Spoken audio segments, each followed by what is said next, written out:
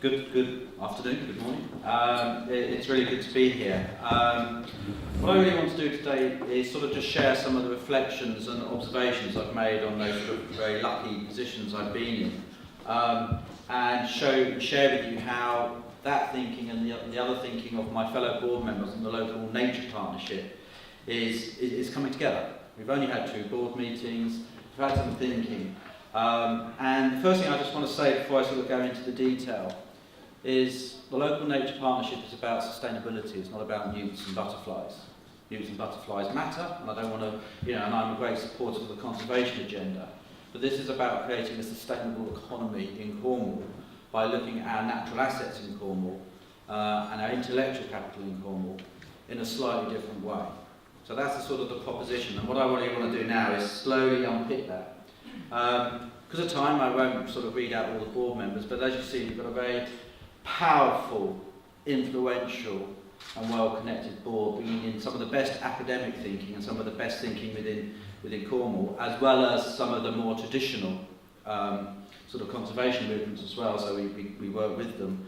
And finally, of course, clear contacts in with the Isles of Scilly. It's Cornwall and the Isles of Scilly Nature Partnership. A few weeks ago, some of you might have seen this, I live in Perranporth, I was just walking down the high street and I just saw this outside the newsagent's window. I thought, what a really, really interesting headline. Cornwall, the happiest place in the country. Wow. Think how much other counties would pay for that type of headline. So one of the things we've really got to think about is how do we protect that? And what does it mean and why is that coming through? Despite all the other challenges other people talk about Cornwall is facing, wow, what an amazing thing. And of course this is now reflected in what the local enterprise partnership says in their vision statement. The culture, the communities and the environment remain special and unique. Again, what a fantastic place for the LNP to start from. An enterprise partnership which actually already fundamentally understands that whatever we do in Cornwall is about community and the environment, uniqueness and special. Juxtaposition against what the surveys are saying, done outside Cornwall, comparing how people feel about Cornwall against other counties. Wow, what a really interesting and exciting place to start from. And that guiding principle, that sort of vision statement I read out, has been a guiding principle for Cornwall for a long time. Some of you will remember the sort of the lectures we did in Pursuit of Excellence with outside speakers to really sort of talk about what new economies look like, what the future looks like. And the other thing as well I'm sort of beginning to really appreciate, and this might sound like a bit of a dig, but it's not, because it's everywhere is the same around the world, is we do have an awful lot of plans. Area outstanding natural beauty, the LNP plan, etc., etc. And the important thing is, and the exciting thing, all of them do make reference to environment, well-being, health. We do see, you don't need me and the Nature Partnership to tell you this. I think what we want to do is actually really drill home and make this really happen. So therefore, one of the things I'm really sort of saying to the board and the people who sort of sponsor and support the local Nature Partnership is we're not going to produce yet another plan. We really want to sort of just help and work with other plans to help them deliver what they're already committing to on the sustainability, low carbon sort of conservation agenda. But more importantly, bring in some of this external thinking. What are the big corporates in London saying? What are other people around the world who also study sustainability saying? What can we learn from other people around the world? I mean, I'm very lucky, as you went through my CV, and I've been very lucky. I've seen sustainability, in Africa, in India, in North America. I've worked with some of the biggest business leaders in the country who are thinking about these issues. Now, I'm not saying they've got it completely right, and I'm not saying all we need to do is do what Ian Cheshire at Kingfisher and B&Q is saying, because we're a very different economy. All I'm saying is, what can we learn from them? And also, what can we do to help them? Because ultimately, a lot of our products end up in those supply chains. So what are they saying? What does it mean for us? And what can we learn from them? That's what I'm really trying to do with this way of thinking. And also, we know that the natural environment is fundamentally part of our economic supply chain. Tourism, fishing, farming, surfing, they all rely on a fully functional, healthy, vibrant natural environment. So looking after your natural environment is good supply chain management. which means understanding it and working with it. Also, you hear this phrase, brand Cornwall. People go to Cornwall for their holidays. There's not many counties who can boast the fact that, you go to the county, well, what's that little corner in Cornwall? That's Cornwall. You probably ask most people in the UK and say, put your finger on Cornwall, they'll get it right. Put your finger on Suffolk, they probably won't. Yeah? So we know there's something about Cornwall, and we know why, holidays, beauty, etc., which makes Cornwall special. So if we did a deep dive brand analysis of what brand Cornwall means, we know it's about the natural environment. So it's our greatest economic asset. Economic assets equals natural assets. And I think what sustainability is trying to do is actually recouple that. The Industrial Revolution was about us saying, we've got to decouple ourselves from nature. Now we're thinking, crikey, nature's part of our supply chain, and we've got to recouple. Very clever philosophy, but what does it mean at a practical level? People are doing some really clever thinking out there. This is an academic who actually said, what does nature give us for free? And how much is it worth? And he did lots of very clever sums. And he said, a coastal wetland, because it's really good at protecting us from storm surges, which was really topical, if you're watching the news before the sad news of Nelson Mandela came through, all the news was about storm surges. Yeah? It would cost a tropical country $215,000 per hectare to replace what that wetland swamp does for us for free. So if you chop down that wetland swamp to replace it with a shrimp farm, which brings in $10,000 per hectare, that's a bad economic decision. It's that, and you can now, there are models out there where people work out how much nature's giving us for free. Nature gives us bees for free. But where would Healy Cider Farm be without bees? And how much would it cost them to replace bees? I.e., looking at nature, not just something which is nice and fluffy, and we look after it because it's nice and fluffy, it's absolutely as critical as your forklift truck. And how do we look after that forklift truck? In the same way as we look after bees. Sorry, I've got to go, you know what I mean. Yeah, how do we look after those natural assets in the same way as we look at the assets we pay for? This is quite a complex leaflet, one of those infographics which you might hear about. There's just two figures I'm going to point to. There's on that, it says the global timber trade is worth $0.4 trillion. I.e., that's how much timber we trade from the global forests. But forests give us $3.7 trillion of services for free. Clean air, clean water. So think carefully before you convert forests into timber. It might be a really bad economic decision. This is what natural capital, this is the new sustainability thinking. My sort of question is, how does this apply to Cornwall? Yeah. For every dollar exchanged in the cash economy, nature gives us another dollar for free. So half of your assets, half your cash flow is actually free. If you look at what nature gives you, that's the latest thinking. Yeah? Natural health service is a phrase you're hearing a lot now. That actually some of the best medicine for children who are quite seriously sort of got behavioural issues and that sort of stuff, or preventative medicine, is a good walk in the forest. Is working on a farm. Doctors now prescribe go and walk on a farm for a few months than expensive drugs. Doctors are now beginning to think that, and of course it's a lot cheaper, and they get a skill, and they enjoy themselves, and we improve nature. So all these connections are coming back. Yeah? Sustainability is ultimately about quality of life. And quality of life is about good economics, but it's good economics plus. And sustainability and what we're trying to do with the Local Nature Partnership is pull this all together. And let's just now look at some of these big corporates, some of them who we probably supply up and down our supply chain. So, I'm like, we're not B&Q, we're not that big, that sort of stuff, but they're part of us, yeah? We've got several B&Qs in this county, yeah? They're probably buying some of our products, and if not, they should be buying some of our products, and why aren't they buying some of their products? Let's look at this, yeah? I joined B&Q in 1990, and there the problem was really bipolar and simple. B&Q, you sell deck chairs, you sell decking, and those bits of wood come from the Amazon and Borneo. So you're chopping down the Amazon and Borneo. You're evil. Yeah, you're making profits at the expense of the Amazon. Yeah? And it's sort of fair. Yeah?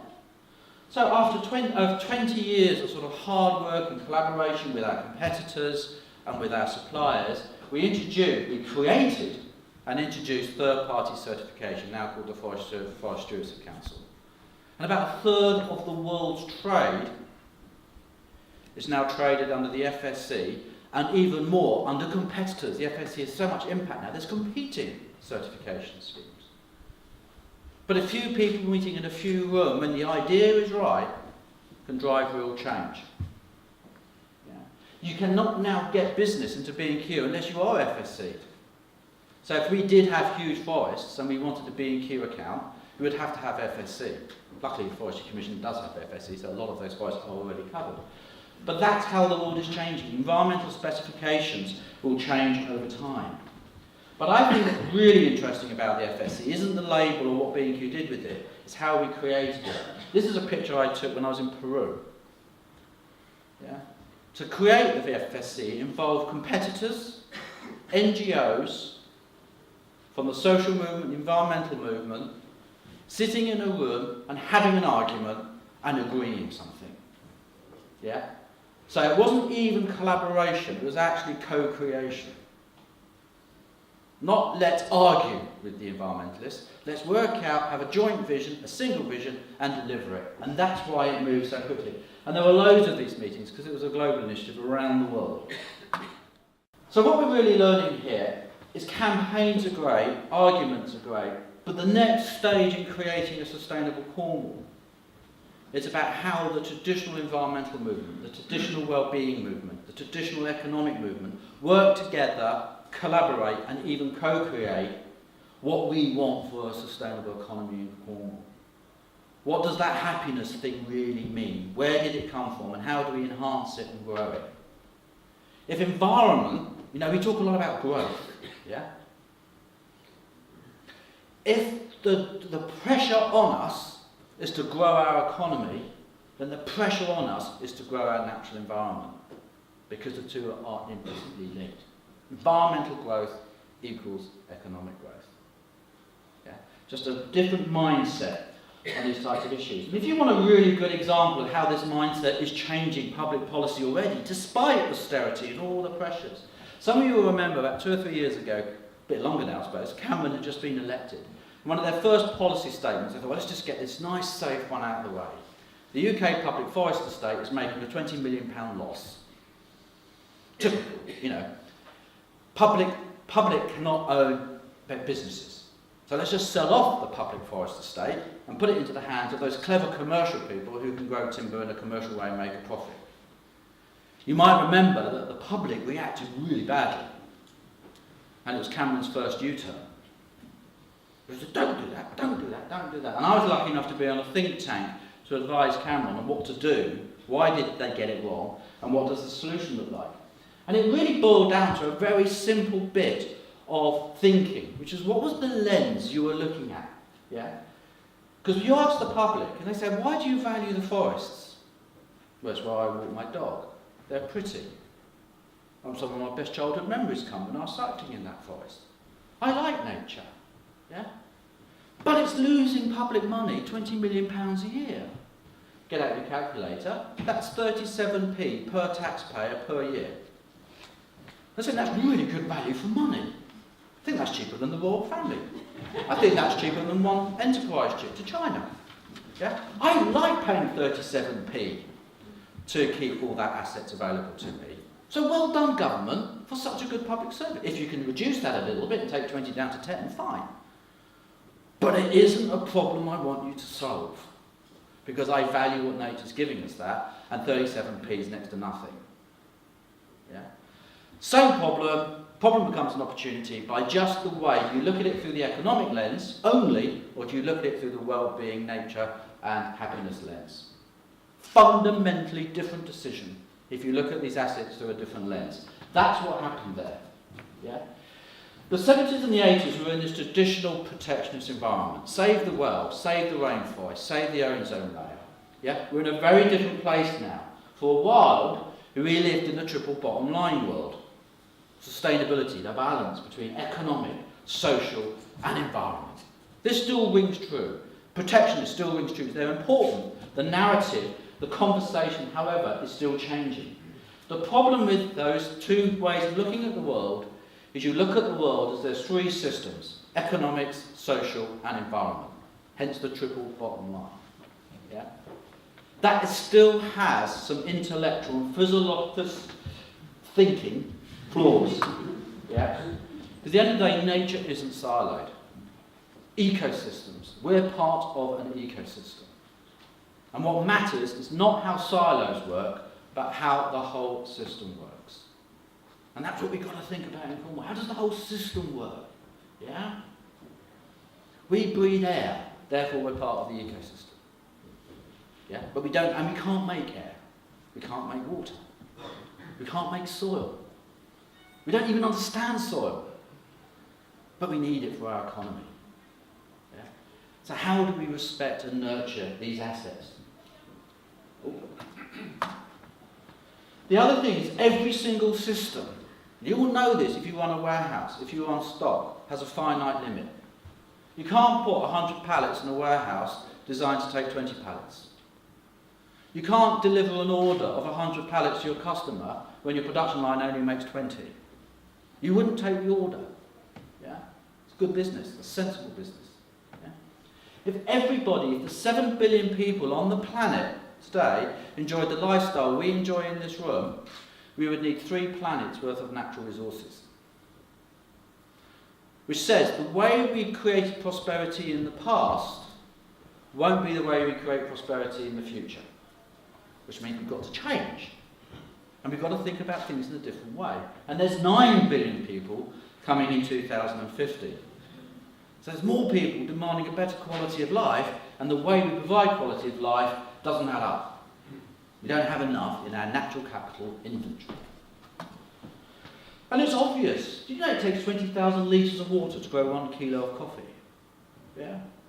11,000 litres of water to make 1 quarter pounder. When you look at every single drop of water to grow the grass, to drink and to feed the cow, etc.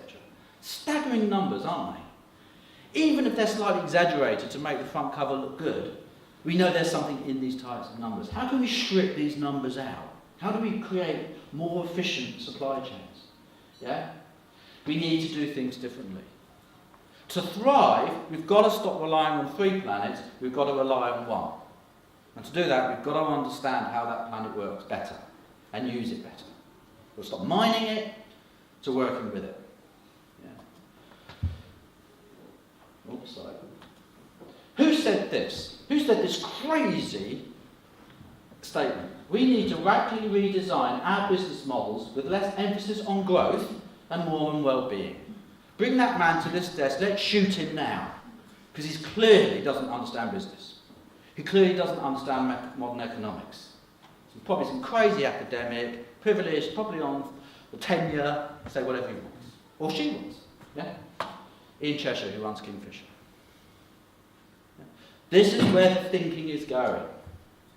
Business leaders are very comfortable with this. They're frightened by what it means, but they know this is the way through it. He's saying, I cannot run B&Q. I cannot service 9 billion people the way my companies currently make these products. Please change. Yeah? It's also really good business. Accenture, leading London-based consultancy, servicing the big boardrooms in London, says if everybody adapted to these new business models, natural capital, circular economics, that sort of stuff, there's £100 billion extra we can add to the UK economy per year. Interesting, isn't it? How much of that do we want to grab before all the other counties get it first? Yeah? Massive prize here to be gained. So, this sort of good economics, it all does work. And if you don't believe me, these business models are popping up already. Zipcar. Cars, if you own a car, it's not doing anything. All your cars at the moment aren't doing anything because you're in here and they're sitting in the car park. Zipcars is saying, no, we want cars to be used all the time. You only pay for it when you use it, and then somebody else uses it, and somebody else uses it.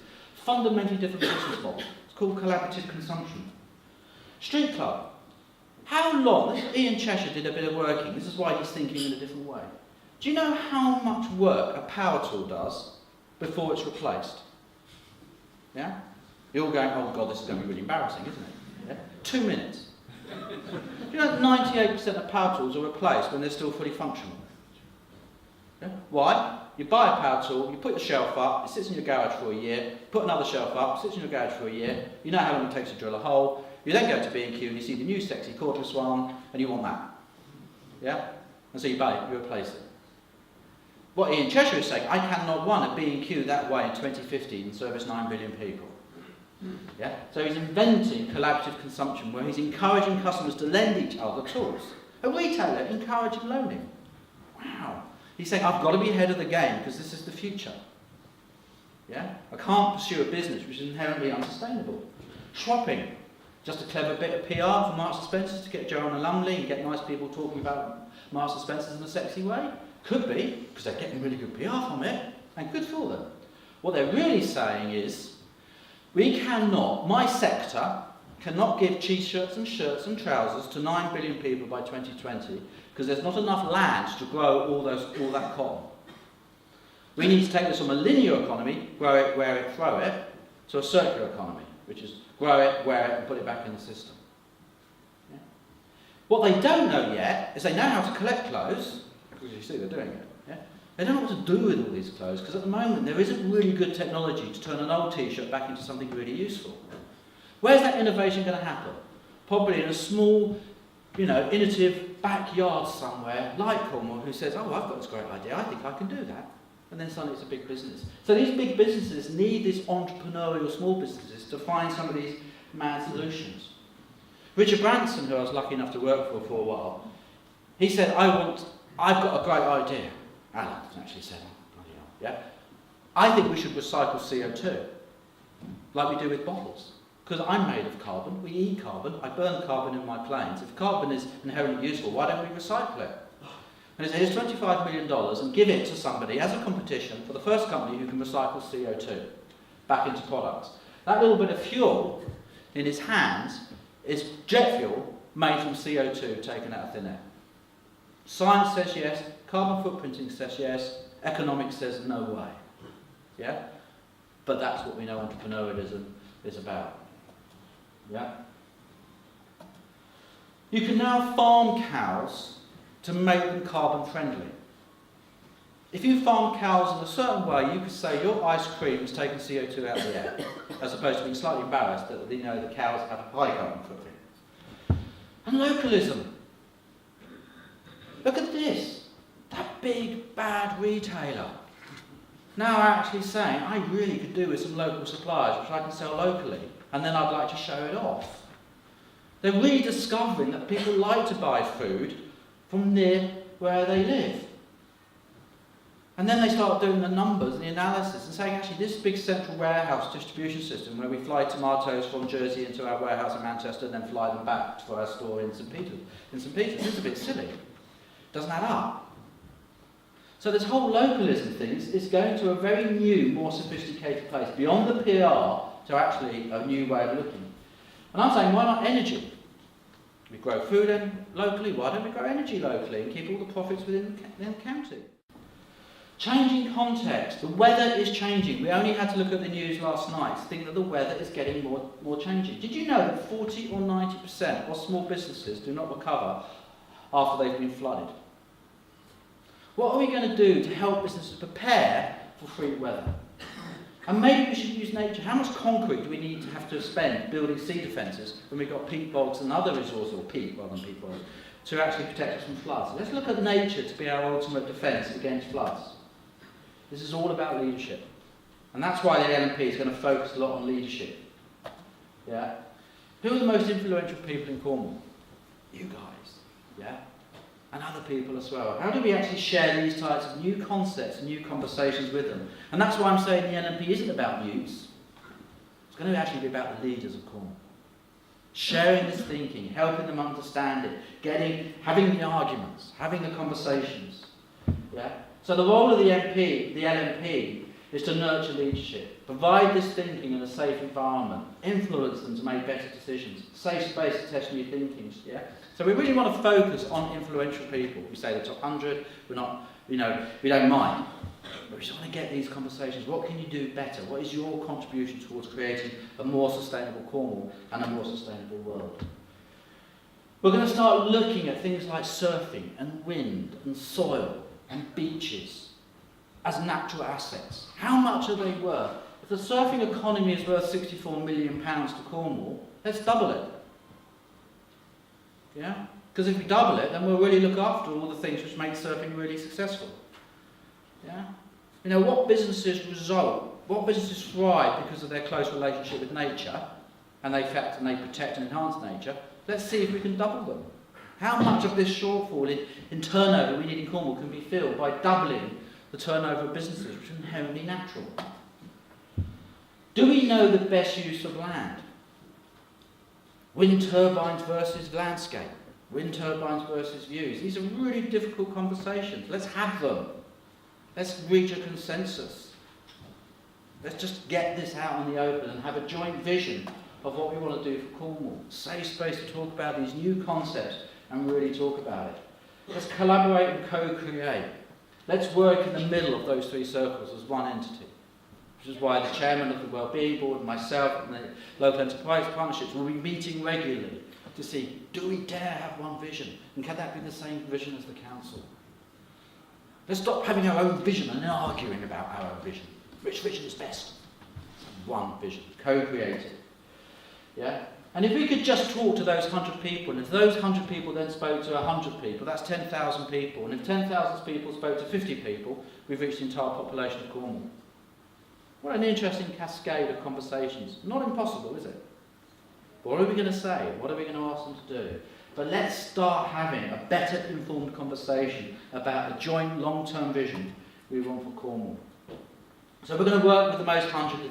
We're talking about a local nature partnership. We're a partnership. So we're going to work with influential people. We're going to work with the LEP, the Health Wellbeing Board, Council, the other LMPs up and down the country. We're going to work with the Sustainable Leadership Programme in Truro and Penrith College, because they already have a Sustainable Leadership course. What a great place to get this information to them. Other courses, if they're out there, we can work with you. Yeah? So our commitment is to provide better quality information to have a more influential conversation with people. Not another plan about news. This is about saying, are we making the best decision for Cornwall based on what Cornwall and the natural capital debate is worth? Yeah, this is really nice. Yeah. So this is what it boils down to, and I'm pretty much coming to the end now because I know lunch is really close. Yeah. This is how, as a board, we're shaping up the work, and I think it's really exciting. We're going to work with whoever is interested in having a co-created vision of what Cornwall do we want in 2050. We're going to work with some of the best institutions within Cornwall to create a world-class inventory of what nature brings to our economy, so we make better informed economic decisions. We're going to find ways of talking about best use of space. What is the right use of that piece of land in Cornwall? We want to create filters whereby big decisions, the big investment decisions, the big planning decisions, and why not the smaller planning decisions, as I think about it, are future-proofed. To what extent do they talk to the new vision? Or to what extent do they talk to the slightly older economics, the sort of mining extractive from the natural environment economics? Yeah? We will provide an honest review of what we think Cornwall is looking like. To what extent is Cornwall true to the sustainability narrative? Do that once a year. We want to work with public service. Can we use nature to reduce the public purse spend? You know, are there things where we work with nature rather than cutting the grass on the side of the road day in, day out? Is that the right way of treating that grass on the side of the road? Is there a cheaper way where we work with nature? I don't know, but let's get some experts together and have a conversation. Celebrate, celebrate, celebrate. That's why today is really important. Of course, we're going to work with the Isles of Scilly. Really interesting palette to learn from there. Very unique, different culture, real sort of island ecology. What does that mean for a sustainable economy? And we wanted to start using this awards ceremony as well to celebrate best practice. And maybe the only idea we've got is to make this more of an evening thing and actually use today as a part of the day, make the day a bit more hard work and actually share some of this thinking, get some speakers together, make it a place to share this thinking with the business community. So, you know, really tangible project. You know, what I said is very woolly, it's very philosophical, got it right that time. But we are going to turn it into tangible, useful projects for the business community. We started the economic revolution. We started the industrial revolution. Yeah? But it was an extractive revolution. Let's take from nature and grow some money from it. And that's got us to a really good place globally and within this region. The next industrial revolution is let's recouple ourselves with nature. We're not going to achieve prosperity for 9 billion people, let alone Cornwall, by mining nature. We're going to achieve it by working with nature as our most important natural asset. The role of the NFP is to help you on that complex but most important and profitable journey, making Cornwall the natural capital of the UK, if not the world. Thank you.